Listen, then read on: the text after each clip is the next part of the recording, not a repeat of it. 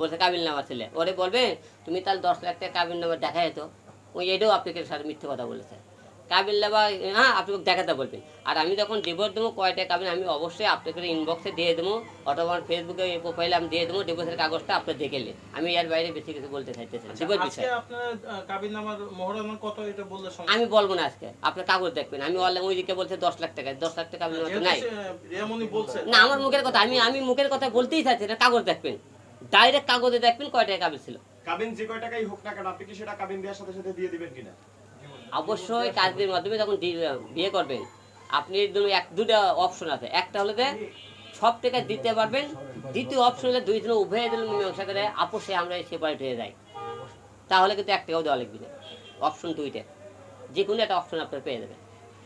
ভাই আরেকবার বলবেন আপনি কোন সময় রিয়ামনিকে তালাক দেবেন একটু রিপিট করছি প্রশ্নটা আজকে হতে পারে কালকে হতে পারে এটা নাম ধরে বলেন যে রিয়ামনিকে এভাবে নাম ধরে রিয়ামনি আজকে অথবা কালকে তার ডিভোর্স কাগজ পেয়ে যাবে কেন ডিভোর্স দিবেন না সে তো যদি থাকতে চায় আপনার কাছে না এরকম মেয়ে গেলে আমার সংসার কোনো প্রশ্নই ওঠে না কারণ যে মেয়েকে কোরআনকে অপমান করে আমাকে ছেলে মনে করে আমাকে মনে করেন অবহেলা করে অন্য পুরুষ ছেলে মনে করে সে কাজকর্ম করে এবং আমি চাইলেও পারবো না কারণ আমার বাবা তো মারা গেছে মা যতদিন মনে করেন মা বেঁচে থাকবে সেভাবে উঠতে পারবি না আমার মা তাকে মেনে নেবে না কোনোদিন না ভাই রিয়ামনিকে আমি প্রশ্ন করেছিলাম যে আপনি তার বাবা মারা গেল আপনি দেখতে গেলেন না কেন প্রতি উত্তরে জানাইছে আপনি নাকি তাকে মেরে ফেলার হুমকি দিয়েছেন কতটুকু সত্য একটু জানাবেন সেটার উত্তর তো দিলামই আপনি সেটা বলছে যেদিন মারা গেছে ওর ভাই হলে ফোন করতে ওর ভাই বললাম এই কথা বাট আপনি নাকি তাকে হুমকি দিয়েছেন তাকে হুমকি দিলে সে হুমকি যখন রেকর্ড থাকে যে কোনো কথা থাকলে সে বলবে এমনি কোন বলতে বলবে আচ্ছা হিরো ভাই আপনার বিরুদ্ধে রিয়ামনি যেমন অভিযোগ করছেন একই সঙ্গে আমরা দেখছেন নুসরাত আপনার আগের স্ত্রী তিনিও একইভাবে ফেসবুকে ইঙ্গিত করে পোস্ট দিয়েছেন যে তাকে সবাই মিথ্যা ভাবত মানে দুজনই আপনার বিরুদ্ধে একই ধরনের অভিযোগ করছেন এই বিষয়ে আপনার জবাবটা কি হবে দুই দিন অভিযোগ তো বলে দিলাম যে রিয়ামনি মা মনে করেন হলে যে নুসরাত যদি মুসলমান হয়ে থাকে মৃত্যুর ভয় থাকে তারা 2 রাকাত নামাজ পড়ে যান বলে যে হিরো আলমের সাথে মনে করেন ওই অভিযোগগুলো যে করছে সে আমার বাসা থেকে 1,20,000 টাকা নিয়ে নুসরাত বাসা থেকে বের হয়ে দেয় অন্য ছেলের সাথে সে মনে শুটিং করলো আমি যখন শুটিং বন্ধ করতেছি আমি কোনো অন্য ছেলের সাথে কাজ করতে পারবি না করতে না আমার স্বপ্নে আমি নায়িকা হবো আমি 10 জনের সাথে কাজ করবো হলে তুমি সংসার করো না হলে নাই আমি তাই 10 জনের সাথে কাজ করতে দেইনি বলে কিন্তু নুসরাত কিন্তু বলতে দেয় ওই দিলে কত মৃত্যু হতে পারে আল্লাহ তাআলা আমাকে দুধকে আমাকে সাই দেয় ওই যদি মুসলমান হয়ে থাকে কোরআন শরীফের হাত দিয়ে বলে যে হিরো আলম পরে কি আমি কোনোদিন ধরছে এই পরে কি অভিযোগ চলে গেছে রিয়াজুল কোনো ব্যক্তি ধরতে পারে তা আপনাকে বললাম যে আপনি প্রকাশ্য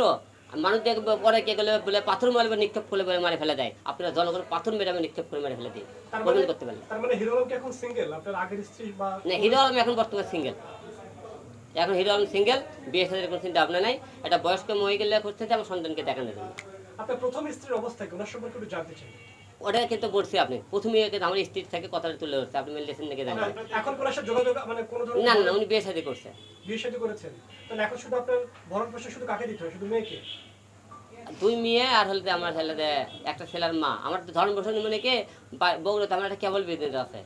ওটা দিয়ে চলাফেরা করতে পারে বাসায় জমি জমা কিছু আছে প্রথম বউতে বললামই প্রথম বউটা হলো যে আমার বাবা মার সাথে ক্যাসাল গন্ডগোল করেছে চলে গেছে চলে যাওয়ার পরে বলছে তুই যদি বাসা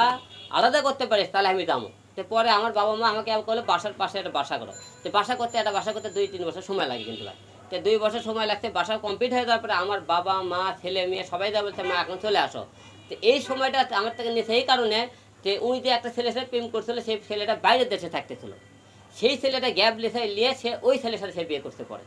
আপনারা এই কথাগুলো বিশ্বাস নেওয়া হয় আপনার বগুড়া তো আপনি অনেক সাংবাদিক আছেন আপনাদের প্রতিনিধি আছে আপনি এলাকায় বিভিন্ন এলাকার সুমির বাসায় আমার বাসায় নুসরাতের বাসায় এদেরকে ফ্যামিলিগত আপনি খবরগুলো নিয়ে আসবেন হিরো আলম যে কথাগুলো কথা সম্পূর্ণ সত্যি কিনা মিথ্যে একটা কথা মিথ্যে হলে আপনারা আমি তো বললাম যে আমরা হাদিসে আগে শুনেছি তো পরে কি মিথ্যাবাদী কিনে পাথর মারে নিক্ষেপ করে মারা হয় আপনারা জনগণের মধ্যে পাথর মারে নিক্ষেপ করে মারা গেলেও আমি হাসি মুখে মৃত্যুবরণ করবো